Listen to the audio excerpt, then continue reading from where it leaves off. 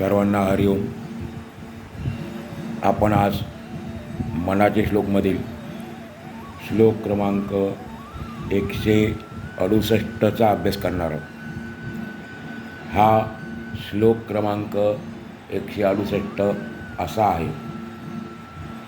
करे वृत्तिजो संततो संत जाणा, दुराशा गुणे जो नभे दैन्यवाना, उपाधी देहे बुद्धी ते वाढविते, परिसज्जना केवी बांधू शकेते. आपण श्लोक पुन्हा ऐकू.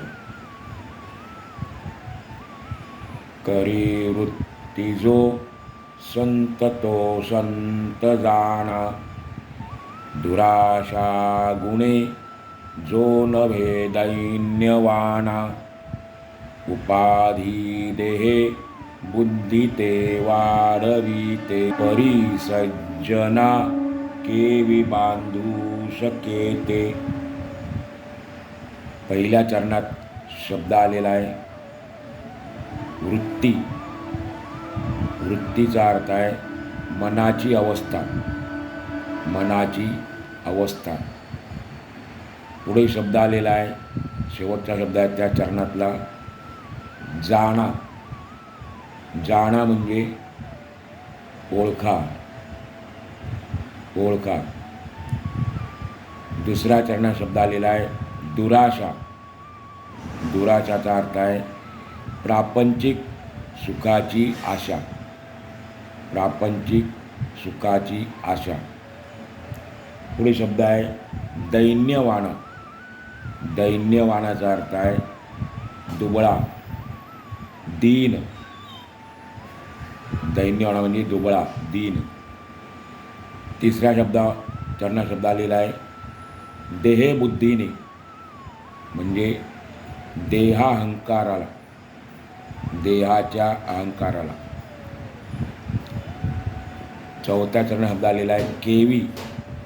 केवीचा अर्थ आहे कसे किंवा कशा प्रकारे, असे दोन अर्थ आहेत. केवी म्हणजे कसे किंवा कशा प्रकारे.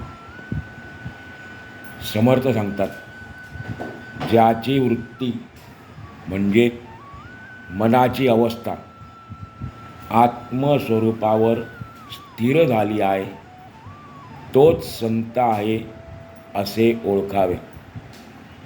तो प्रापंचिक सुखाविषयी आसक्त नसतो, लालची नसतो.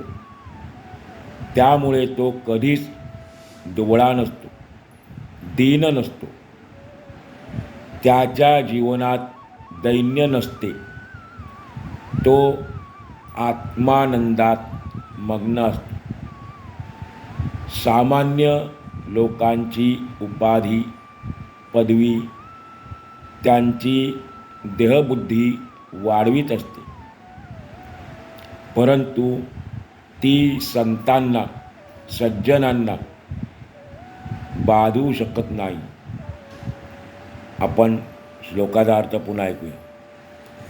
समर्थ सांगतात ज्याची वृत्ती म्हणजे ज्याच्या मनाची अवस्था आत्मस्वरूपावर स्थिर झाली आहे, तोच संत आहे असे ओळखावे. तो प्रापंचिक सुखाविषयी आसक्त नसतो, लालची नसतो. त्यामुळे तो कधीच दुबळा नसतो, दीन नसतो. त्याच्या जीवनात दैन्य नसते. तो आत्मानंदात मग्न असतो. सामान्य लोकांची उपाधी, पदवी त्यांची देहबुद्धी वाढवीत असते, परंतु ती सज्जनांना, संतांना कधीच बाधू शकत नाही. असा या श्लोकाचा आपल्याला थोडक्यात सोपा अर्थ सांगता येईल. मनुष्य देह प्राप्त झाल्यानंतर माणसाने आपल्या उद्धारासाठी सत्संगती सत करणाऱ्यांची संगती म्हणजे संतांची संगती केली पाहिजे. हे सर्वच संत महापुरुषांनी आपल्याला सांगितले आहे. पण हे संत सज्जन महापुरुष असतात कसे, वागतात कसे, त्यांना ओळखायचे कसे, त्यांची लक्षणे काय आहेत, या सर्व गोष्टींचा खुलासा म्हणजे स्पष्टीकरण स्वामीजींनी या श्लोकातून केले आहे. पहिल्या चरणातून स्वामीजी संत कोणाला म्हणावे ते सांगतात. खरी वृत्ती जो संत तो संत जाणा. ज्याची वृत्ती म्हणजे ज्याच्या मनाची अवस्था आत्मस्वरूपावर स्वस्वरूपावर केंद्रित झाली आहे, स्थिर झाली आहे, तोच संत आहे. आणि त्या संताच्या सहवासात गेल्यानंतर, नुसतं गेल्यावर नाही, किंबहुना राहिल्यानंतर जो साधकाला सुद्धा तीच अवस्था प्राप्त करून देतो तो संत आहे. म्हणून दोनदा संत शब्द आलेला आहे. करी वृत्ती जो संत तो संत जाणा. जो साधकाची वृत्ती आपल्यासारखी संतमय करून टाकतो त्याला संत म्हणतात. ज्याची वृत्ती संत आहे म्हणजे जो मनाने बाह्यवेशाने नाही, संत पदावर अर्थात शाश्वत ब्रह्मपदावर आरूढ झाला आहे, तोच संत समजा असे समर्थ सांगतात. संतांना देहाच्या अवस्थेवरून ओळखायचे नसते. अंतर्यामी अंतरंगाने स्वस्वरूपाकार होणे हे संतांचे मुख्य लक्षण आहे. सदा सर्व काळ संत आत्मस्वरूपाशी स्वस्वरूपाशी चिकटलेले असतात. देहाने लोकांमध्ये वावरताना दिसले तरी मनाने ते लोकांपेक्षा वेगळ्या अवस्थेत असतात. आपल्यासारखे प्रापंचिकासारखे त्यांच्या सर्व क्रिया चालू असतात, पण लोकांपेक्षा ते किंवा वेगळ्या अवस्थेमध्ये राहत असतात. कधीही भंग न पावणारे, कधीही भंग न पावणारे म्हणजे नष्ट न होणारे असे आतील आणि बाहेरील समाधान, अंतर्बाह्य समाधान त्यांच्याजवळ कायमस्वरूपी असते. कारण त्यांच्या मनाची स्थिती अत्यंत निश्चल स्थिर झालेली असल्याने त्यांचे मन कधीच अस्वस्थ होत नाही. जरी संत देहाने हालचाल करीत असताना दिसले तरी ते अंतर्बाह्य निश्चल असतात, स्थिर असतात. एखादी वस्तू किंवा गोष्ट किंवा एखादा भोग मिळावा अशी कल्पना केली आणि ती वस्तू किंवा भोग हातचा निसटून गेला तर सामान्य मनुष्याला लगेच क्रोध येतो. आपल्याला एखादी गोष्ट मिळाली नाही, संधी मिळून देखील मिळाली नाही, तर सामान्य लोकांना लगेच क्रोध येतो. पण स्वस्वरूपी रत झालेले रमलेले संत क्रोधरहित असतात. सगळे दृश्य म्हणजे आपल्याला जे जे दिसते ते ते सर्व नाशिवंत पदार्थांना बाजूला करून शाश्वत स्वस्वरूपाला संत जाणतात, संत ओळखतात. एवढंच नाही तर त्या शाश्वत स्वस्वरूपाचे साक्षात दर्शन घेतात. त्या दर्शनाने आत्मरूप मी सर्वत्र व्यापून आहे असा त्यांचा अनुभव असतो. माझ्याशिवाय या जगात दुसरे कोणी नाही, माझ्याशिवाय या जगात दुसरे कोणी नाही, अशा भूमिकेवर संत राहतात. कदाचित अर्थ समजायला गडबड झाली असेल तर पुढे ऐकूया आपण. माझ्याशिवाय या जगात दुसरे कोणी नाही, याचा अर्थ माझ्याशिवाय दुसरा कोणी नाही, मग रागवायचे कोणावर. म्हणून सर्व प्राणीमात्रांशी वागताना संत अत्यंत क्रोधरहित वर्तन करतात. संत महात्मे नित्य निरंतर स्वस्वरूपाच्या आनंदामध्ये तल्लीन झालेले असतात.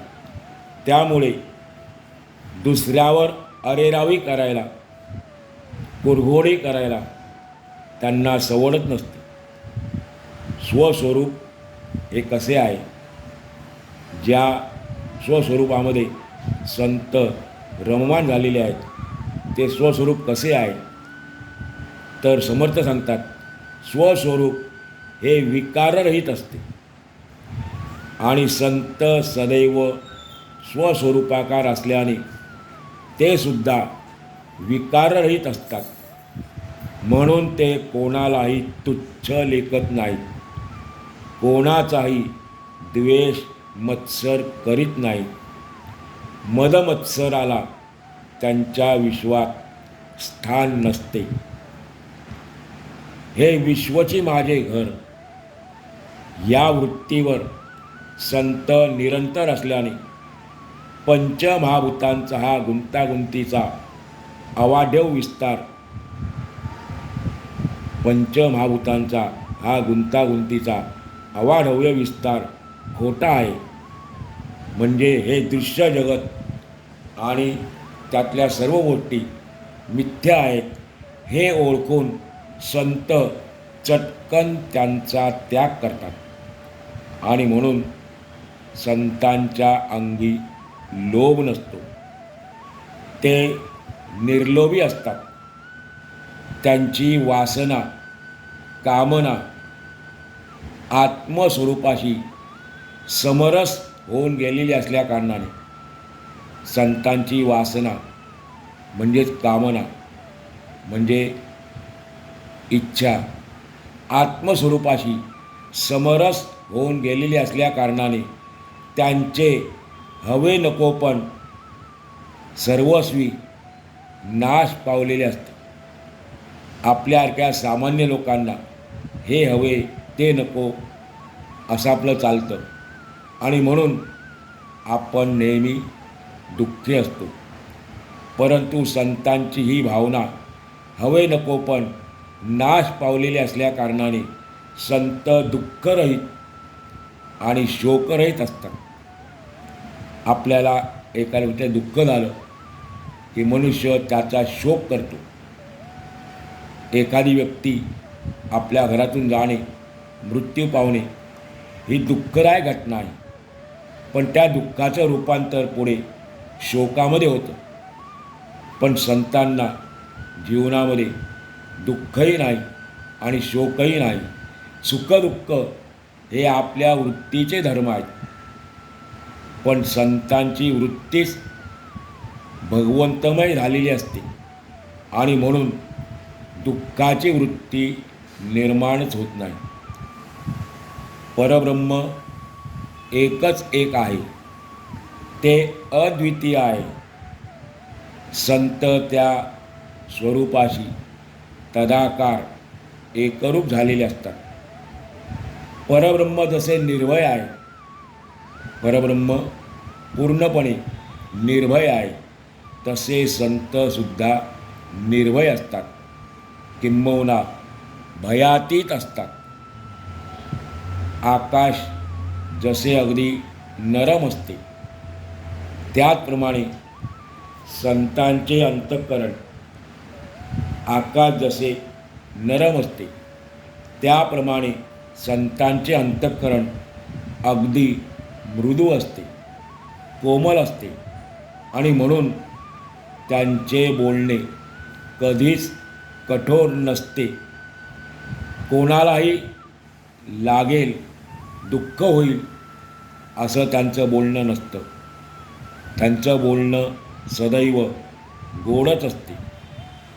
जगामधील सर्व वस्तूंना शेवट आहे. त्यांचा अंत निश्चित आहे. परंतु अनंत परब्रह्माशी, ब्रह्मस्वरूपाशी समरस झालेले संत अंतरहित असतात. सामान्य माणसाच्या जीवनातील प्रपंचाचा पसारा त्याच्या देहाहंकाराचे म्हणजे देहबुद्धीचे पोषण करतो. आपल्यासारख्या सामान्य लोकांना देहबुद्धी आहे. संत महात्मे हे नेहमीच आत्मस्वरूपात लीन असतात. त्यामुळे त्यांना जगात घडणाऱ्या घटनांचे भान नसते. याचा अर्थ काय आपण समजून घेऊया. याचा अर्थ आपल्या सभोवताली घडणाऱ्या घटनांचं त्यांना ज्ञान असतं, परंतु प्रत्येक घटनेचं ही जी घटना घडते आहे ती ईश्वरी संकेतानुसारच होते आहे, भगवंताच्या मर्जीप्रमाणित होते आहे अशी त्यांची दृढ श्रद्धा असते. संतांनी कर्माचे कर्तृत्व म्हणजे श्रेय पूर्णपणे ईश्वरावर सोपवलेले असल्यामुळे कर्म, अकर्म, विकर्म, कुकर्म यापैकी कोणत्याही कर्माची झळ त्यांना लागत नाही. ते सर्व कर्मांपासून मुक्त असतात. संत प्रापंचिक म्हणजे ऐहिक तसेच भवस्वर्गादी सुखाविषयी लालची नसतात. आपल्यासारख्याला सामान्य माणसाला असं वाटतं की आता मी पुण्य कमवलेलं आहे, पुण्य मिळवलेलं आहे, आता मी स्वर्गामध्ये जाईन, तिथला उपभोग घेईन सुखाचा, अशी आपल्याला लालसा असते. परंतु संतांना ना प्रापंचिक लालसा असते ना पारमार्थिक लालसा असते. सामान्य माणूस खोटी आशा बाळगतो आणि त्यामुळे त्याच्याजवळ दीनता असते. पण संतांजवळ ही खोटी आशाच नसल्याने त्यांना दीनपणा येत नाही. संतांजवळ फक्त एकच आशा असते आणि ती म्हणजे परमार्थाची. म्हणून त्यांची स्वार्थाची दुराशा तुटलेली असते. याबाबत समर्थांनी दासबोधाच्या 8व्या दशकातील 9व्या समासात एक ओवी लिहिली आहे. ती ओवी आपण पाहूया. समर्थ सांगतात, आशा धरिता परमार्थाची, दुराशा तुटली स्वार्थाची, या कारणे नैराश्यता साधूची ओळखण. आशा धरिता परमार्थाची, दुराशा तुटली स्वार्थाची, या कारणे नैराश्यता साधूची ओळखण. त्याचा अर्थ थोडक्यात असा आहे, परमार्थाची शुभ आशा म्हणजे वासना. परमार्थाची शुभ आशा बाळगलेली असल्याने संतांची स्वार्थाची अशुभ वासना गळून पडलेली असते आणि परमार्थ साधून स्वरूपाकार झाल्यानंतर त्यांची शुभ वासना देखील गळून जाते. शुभ वासना कशाला म्हटलेलं आहे? परमार्थाची प्राप्ती ह्याला म्हटलेलं आहे शुभ वासना. परंतु ज्यावेळेला त्यांना परमार्थ साधतो आणि ते स्वरूपाकार होतात त्यावेळेला ती शुभवासना देखील गळून पडते आणि मग उरते निर्वासन अवस्था. कोणतीच वासना नाही, त्याला म्हणायचं निर्वासन अवस्था. म्हणून निर्वासनता ही संतांना ओळखण्याची खूण आहे. आणि हीच गोष्ट म्हणजे संतांची लक्षणे सांगताना समर्थ या श्लोकाच्या दुसऱ्या चरणातून लिहितात. दुराशा गुणे जो नव्हे दैन्यवाणा. तिसऱ्या आणि चौथ्या चरणातून स्वामीजी सांगतात, उपाधी देहे बुद्धी ते वाढविते, परिसज्जना केवी बांधू शकेते. या श्लोकाच्या तिसऱ्या चरणातून स्वामीजी सामान्य लोकांच्या अवस्थेचे वर्णन करतात, तर चौथ्या चरणातून संत पदाला पोचलेल्या महात्म्याचे वर्णन करतात. सामान्य माणूस प्रपंचामध्ये असताना आपल्या मागे एक एक उपाधी लावून घेतो. सामान्य माणूस प्रपंच करीत असताना आपल्या मागे एक एक उपाधी लावून घेतो. उपाधी म्हणजे त्याला व्यावहारिक भाषेमध्ये लचांड, व्याध, संकट असं म्हणता येईल. तर अशा उपाधी लावून घेतो. प्रथम मीपणाची उपाधी.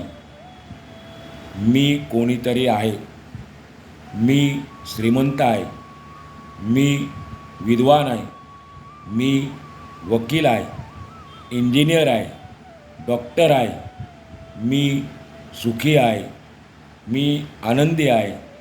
अशा अनेक प्रकारच्या उपाधी सामान्य माणूस आपल्या मागे लावून घेतो आणि त्यातच अडकून पडतो.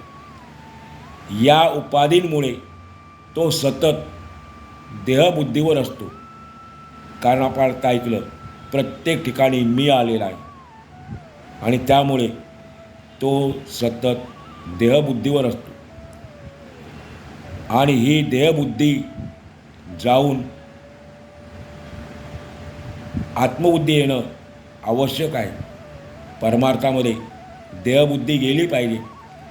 मी देह आहे ही बुद्धी जाऊन मी ब्रह्म आहे ही बुद्धी आपल्याला यायला पाहिजे. तर आपण भगवंताशी एकरूप होऊ शकतो. परंतु सामान्य माणसाची ही देहबुद्धी सतत जागृत असल्याकारणाने त्याचा अहंकारसुद्धा सतत जागा राहतो. आणि हा अहंकारच आपल्याला कधीही स्वस्थ बसू देत नाही, केव्हाही चैन पडू देत नाही, सुख मिळू देत नाही. निरनिराळ्या तऱ्हेच्या आशा इच्छा मनात बाळगून सामान्य मनुष्य भोग भोगतो. एक इच्छा संपली, दुसरी इच्छा तयार होते. एक आशा पूर्ण झाली की दुसरी आशा मनात निर्माण होते आणि मग तो त्या इच्छेप्रमाणे आपल्या जीवनामध्ये भोग भोगतो. आशा इच्छा कमी होत नाही आणि त्यामुळे त्याचे देहावरील प्रेम वाढत जाते. जोपर्यंत या देहावर आपले प्रेम आहे, म्हणजे जोपर्यंत आपण अहंकाराने देहबुद्धीवर जगत राहू, तोपर्यंत आपल्याला आत्मज्ञान भगवत प्राप्ती होणार नाही हे निश्चित समजावे. सज्जनांच्या बाबतीत ही गोष्टच संभवत नाही. कारण संत सज्जन मनुष्य आपल्या आशांचा विस्तार करतो. सामान्य माणसाप्रमाणे त्यांना देखील आशा असतात, पण फरक काय बघूया आपण. संत मनुष्यसुद्धा आपल्या आशांचा विस्तार करतो, पण पूर्णपणे संयमाने करतो. दुसरी गोष्ट अशी, त्याच्या आशा प्रापंचिक नसून पारमार्थिक असतात. संतांच्या सज्जनांच्या आशा पारमार्थिक असतात. तो आपली वृत्ती ताब्यात ठेवतो, म्हणून साहजिकच त्याला दुसऱ्याला उपयोगी पडण्यात, इतरांना मदत करण्यात कोणतीही अडचण वाटत नाही. तो अशी कामे इतरांना मदत करण्याची, अडचणीला धावून द्यायची अशी जी कामं आहे ती अगदी सहजतेने पण सातत्याने आणि सद्बुद्धीने करतो. म्हणून त्याला संत म्हणतात. भगवान श्रीकृष्ण भगवद्गीतेतून अशा सत्पुरुषाला, महापुरुषाला, जी आपण आत्ता लक्षणं पाहिली सुरुवातीच्या भागामध्ये, त्या लक्षणाने मंडित असलेल्या, सुशोभित झालेल्या महापुरुषाला भगवान श्रीकृष्ण गीतेच्या 2ऱ्या अध्यायातून स्थितप्रज्ञ म्हणतात. आपल्याला या गोष्टी सज्जनांच्या, संतांच्या सहवासातच शिकायला मिळतात. त्यांच्याच कृपेने आपल्याला आत्मदर्शन होते, आत्मवस्तूची, परब्रह्माची प्राप्ती होते. म्हणून स्वामीजी सांगतात, सदा संगती सज्जनाची धरावी. आज आपण या ठिकाणी आजचा पूर्ण करू.